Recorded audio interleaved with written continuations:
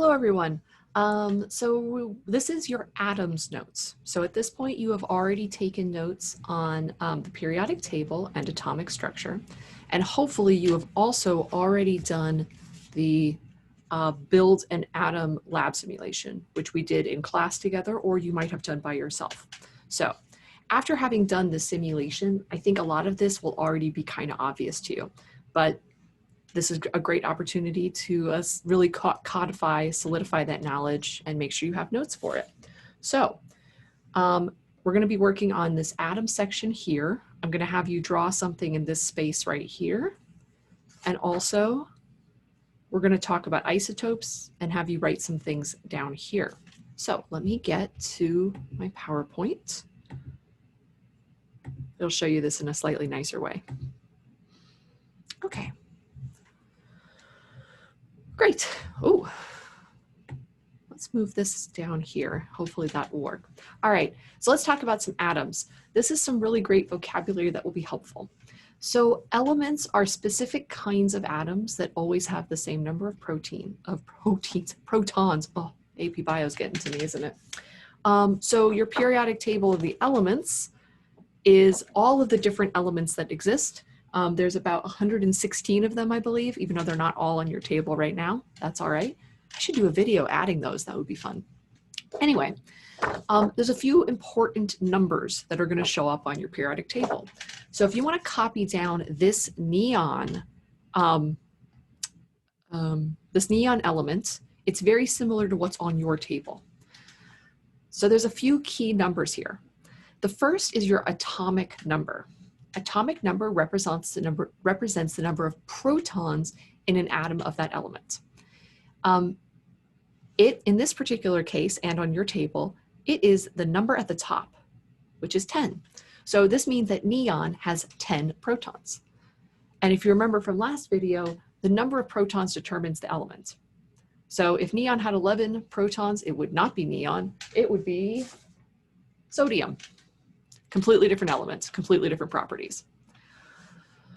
Okay, so you'll also notice that neon is a whole number because you can't really have half of a proton or a part of a proton. That doesn't really make sense.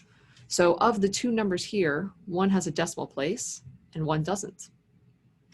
Pretty crazy. So there you go. All right. So the next number that you need to know is the mass number or atomic mass. Now, this is where things get a little confusing, and we're going to go into it more. This is equal to the number of protons plus neutrons in an atom. So the mass number is slightly different than the atomic mass or the average atomic mass, but it's generally, you're going to be looking for this number here at the bottom, the one with the decimal point. It's also logically going to be bigger than the atomic number because it includes not only the number of protons, but also neutrons. If atomic number is just protons, then if you add in neutrons, it's going to have to be a bigger number. So what this is telling us is when you are looking to count number of protons or neutrons in a specific atom, you can take this number, generally speaking, and round it to the closest whole number. So in this case, that would be 20. So most neon atoms, if you have like a neon sign that's full of neon, that kind of yellow, that orange, red kind of neon color, most of those atoms will have 20 total subatomic particles in the nucleus. They're called nucleoids, I think. Anyway, 10 of them are protons, 10 of them are neutrons. However, when you are dealing with a whole tube full of neon, a whole light full of neon, there's trillions, sextillions, like so many individual atoms of neon. And they're not all exactly the same. Every single atom of neon has 10 protons, but some of them have different numbers of neutrons. We call these isotopes. So if you look down here, we got the word isotopes. So it's atoms of the same element with different numbers of neutrons. Therefore, they have different mass numbers. So generally speaking, some isotopes are more common than others. Some are more stable than others. Neutrons determine stability. So if you have the wrong number of neutrons, that atom might become radioactive and might slowly over time or quickly over time decay into other elements, into smaller atoms. That happens all the time. So what this is probably telling us is that most of the atoms of neon are going to be neon 20, meaning that they have 10 protons and 10 neutrons. However, there are probably some other isotopes or versions of neon that weigh a little bit more. Maybe they have 20, maybe it's neon 21 and they have 11 neutrons, or maybe it's neon 22 and they've got 12 neutrons. We could definitely do more research to figure out exactly what that is. That information is absolutely available. Just ask Google and you will be able to find the answer. So this number that you see at the bottom of your periodic table is accounting for the fact that there are, in nature, on Earth, there are different percentages of all the isotopes. And it takes all of those numbers and averages them out. So that way, if you have a sample of neon, on average, that is how much each atom weighs. Obviously, that doesn't exist for any single atom, but generally we don't care about individual atoms in chemistry because they're so tiny. We kind of care about the group of atoms. So I can give you some examples of this.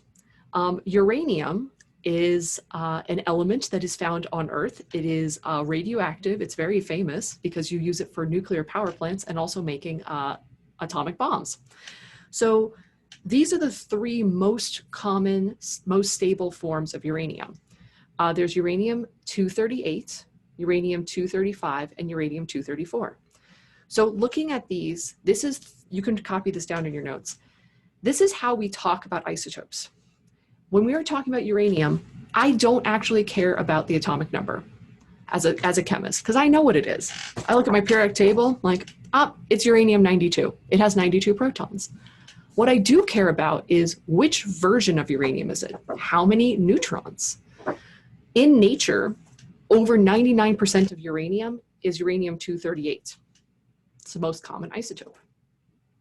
However, there is a small amount of uranium-235 and uranium-234. So you can see that based on this nomenclature, there's different ways of expressing that. You can either write the whole name, a dash, and then the atomic number, or sorry, mass number. You can just write the symbol.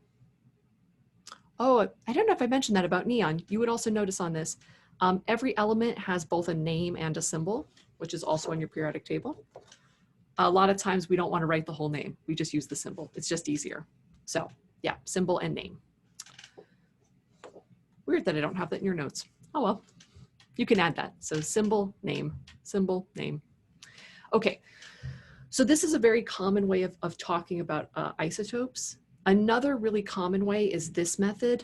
This is where you put the symbol and you have the mass number on top and the atomic number below.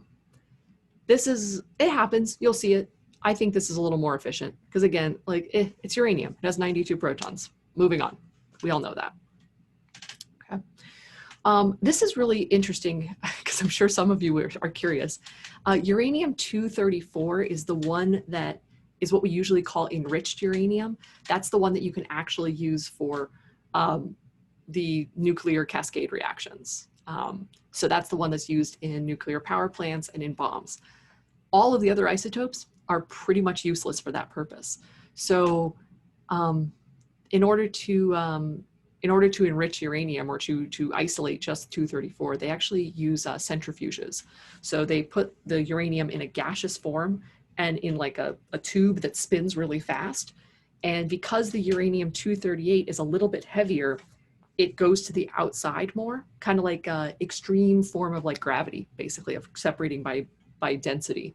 So it kind of goes outwards and the uranium-234 is in the middle. So it's like you end up with like layers and you can just siphon off just the 234 and get rid of the 238. It's a really difficult process. So yeah, it's a whole thing. All right, so we are going to do a lab activity to talk more about average mass numbers or average atomic mass, to talk more about isotopes and learn a little bit more about them. And then at that point, we should be ready to go in your packets. Let me see what we have in here. Yeah, this atomic accounting. Let me just double check here. Yeah, absolutely. Here, I'll show you. You might not be quite ready for it yet, but coming up very soon.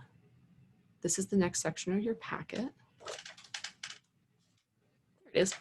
This atomic accounting section. So again, you can see you've got names and symbols, atomic numbers, proton, neutron, electrons, and mass number. All very important.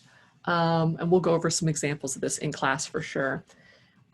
Once we talk about atomic mass, which is actually, or average mass number, gosh, these things get so confusing. This is why I write it all down. Average mass number, we'll talk about that next unit, and there's also a section in your packet for that. So that's all for right now, and I'll see you in the next set of notes. Later.